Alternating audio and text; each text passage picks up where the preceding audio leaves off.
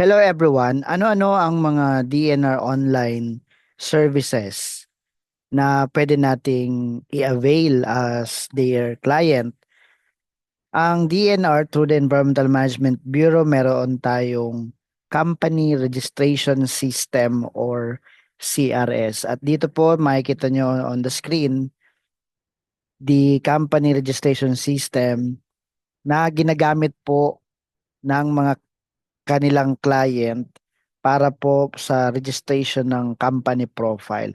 Bago ka makipag-transact sa DNR EMB ngayon, among transactions gaya ng pag-apply ng discharge permit, pag-apply ng permit to operate ng genset, pag-register as waste generator, even transporter or treater, anumang permits, kailangan meron kang registration dito sa company registration system.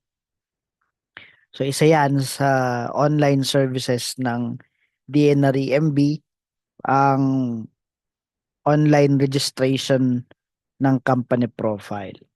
Pangalawa na online services itong pag-apply ng mga permits through online permitting and monitoring system. Halimbawa, mag-a-apply ka ng discharge permit, dapat naka-register ka muna dito sa company registration system, ang iyong company profile maliban sa iyong account na ginawa. Then second na itong paggawa mo ng account dito sa online permitting and monitoring system, at diyan ka ngayon makakapag-apply na ng discharge permit, permit to operate, SQI, PMPIN, etc. So kung magtatransa ka sa EMB ngayon, dito ka dadaan sa Online Permitting and Monitoring System of Environmental Management Bureau. Dati naman ay manual pero dito na ngayon siya online. Pangatlo na online services ay ang registration as waste generator, transporter at saka treater. Meron tayo ditong hazardous waste management system.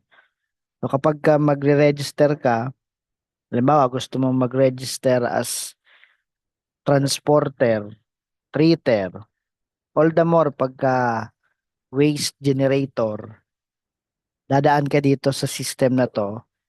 Pero kailangan din na registered muna ang company profile mo dito sa company registration system. So from there, makakapag-transa ka sa EMB. At panghuli, yung ating PCO accreditation system. So pagka mag-a-apply ka ng mga permits dito sa OPMS, like discharge permit, magre-register ka as waste generator dito sa HWMS. Ngayon dito sa kung mag-a-apply ka ng accreditation bilang pollution control officer ng iyong establishment, dito naman sa PCO accreditation system. Now, lahat ng mga systems na yan, laging ang reference niyan yung profile mo na registered sa CRS. So kung hindi ka registered sa CRS, hindi mo magagamit ang mga features nitong other online platforms ng DNR EMB. So kung isa-isa ulit natin, ang company registration system through client.emb.gov.ph. Okay? That is through um, client.emb.gov.ph. So, dyan tayo pupunta. Now, doon naman sa online permitting and monitoring system, pupunta ka naman sa opms.emb.gov.ph para makarating ka dyan. Yan yung link. And of course, sa ating HWMS or Hazardous Waste Management System. Dito ka naman pupunta sa hwms.emb.gov.ph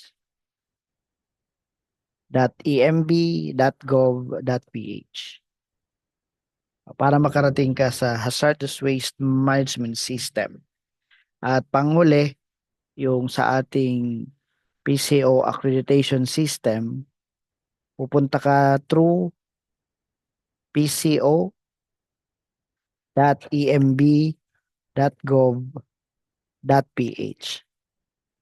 sa ating online PCO accreditation system. So, yun yung apat na online services ng DNR-EMB at kung tayo ay makikipag-transact sa kanila, online na lamang. Ano po? So, dito sa company registration system, kailangan mong gumawa ng account gamit po ang iyong ID kailangan sa pag-create na account. So, para makapag-create ka ng account sa ating mga online services, ihahanda mo yung mga identification. So, halimbawa dito sa CRS, click mo lang tong create an account, then fill upan mo itong registration form at kailangan nyo dyan mag-upload ng ID. So, once na complete mo yung registration form, may account ka na. Then dito sa OPMS, ganoon din, click mo lang yung register button at kumpletuhin mo din yung registration form at i-upload mo din ang iyong ID. This time, meron pang authorization letter. Once makomplete mo yung information, just click submit. Magpapadala ang system ng notification sa iyong email para i-activate mo yung account. Ang security measure din. And dito sa HWMS, kailangan mo ding mag-create ng account. Click mo lang tong register a new account. At ihanda mo din, i-upload mo din ang ID. So once na complete ang registration form, click register, then may account ka na. At ang pang-apat, itong sa PCO online application system, click mo lang itong sign up para makagawa ng account. This time, wala namang kailangang ID. Now, hihingin sa iyo ang email at password at kapag na-click mo yung register button, magpapadala yan ng notification. May ipapadalang notification sa email na i-provide mo at kailangan mong i-click para ma-activate din yung iyong account. Pwede ka na ngayong mag-login sa system. Now, dito po sa CRS, pag naka-login kayo dito, mayroon kayong makikita dyan na dashboard. So for example, maglalagin tayo gamit ang ating username and password. Makikita nyo dyan, meron dyang hihingin na one-time password. Kaya dapat accessible yung yung mobile number or email para doon sa one-time password. So, pag maglalagin ka dyan, kailangan yung um, one-time password. So, gaya nito, naglagay tayo ng one-time password and makikita mo sa dashboard, may dashboard na mag-open dito.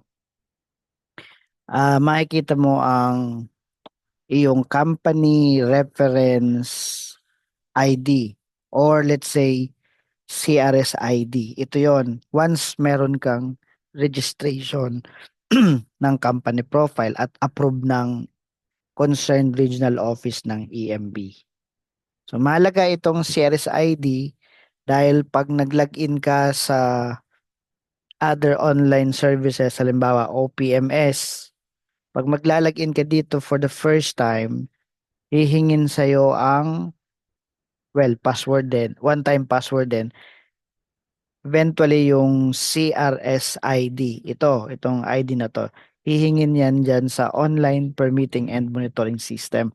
Same with HWMS, sa first time login, hihingin sa'yo yung one-time password at saka yung CRS ID din, hihingin din sa iyo.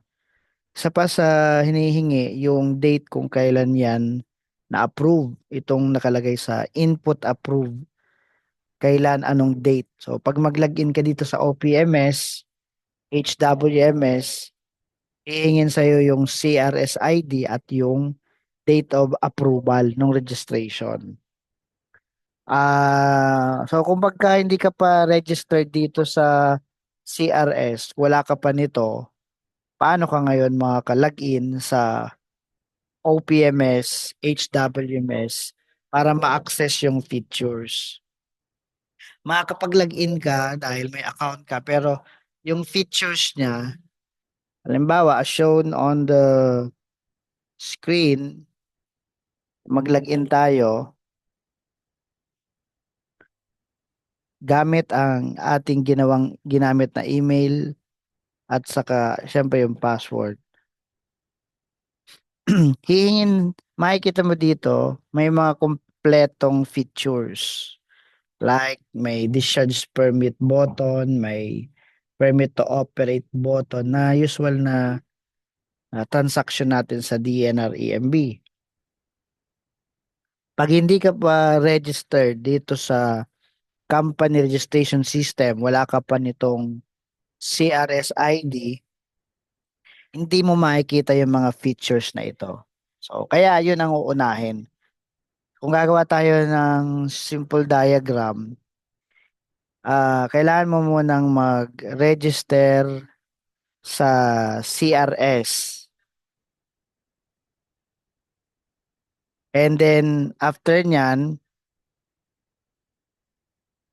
pag na-approve, bibigyan ka ng CRS ID, bibigyan ka ng date of approval, at saka yung username or first name and last name. So these are the basic CRS information. So ito yung three basic CRS information. Ngayon, pag maglalagin ka na sa OPMS, hihingin sa iyo ang three basic information. So kung hindi ka makapagbigay nitong three basic information sa pag-login, hindi mo ma-access yung features ng system like yung permit to operate, discharge permit, di mo magagamit yon. Wala yon, di makikita. So, ganun din sa CRS, kailangan din yung basic information para sa HWMS. At syempre yung sa PCO accreditation system. Kung wala kang CRS at wala ka ng three basic information, hindi mo magagamit ang PCO accreditation system, hazardous waste management system, online permitting and monitoring system kung wala ka nitong three basic CRS information. So yun ang mga pointers dito sa DNR online services, and I hope may natutunan po kayo that time. Thank you very much. At if you think helpful sa inyo ang video na ito, please like this video. Please share this video, and you are allowed to comment below. Thank you very much, everyone, and God bless us all.